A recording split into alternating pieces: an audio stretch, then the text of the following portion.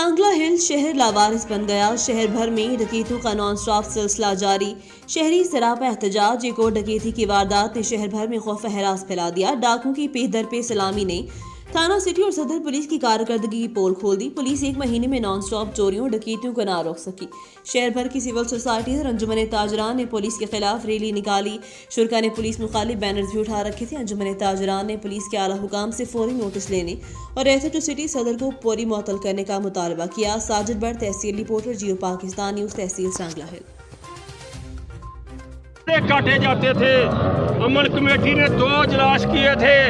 एक में डीएसपी को बुलाया था, एसएचओ सिटी को बुलाया था और हमारी तंजीमों ने, सब ने, हमारे शहरियों ने साथ दिया था। तो वो जो एक अफवाह चली हुई थी, जो एक पता नहीं क्या रुपये का रूप था, वो सारा ख़त्म हो गया था। हम अब भी इंतज़ामिया को इंतबाह करना चाहते हैं कि हम अमन के दाई हैं, लेकिन हम ये गुंडागर्दी और ये चोरी डकैती किसी सूरत बर्दाश्त नहीं कर सकते। हम फिर कहना चाहते हैं, अगर अपनी ड्यूटी दे सकते हो तो दो, वरना खुद ही चले जाओ, ताकि तुम्हें किसी और तरीके से ना भेजना पड़े। बहुत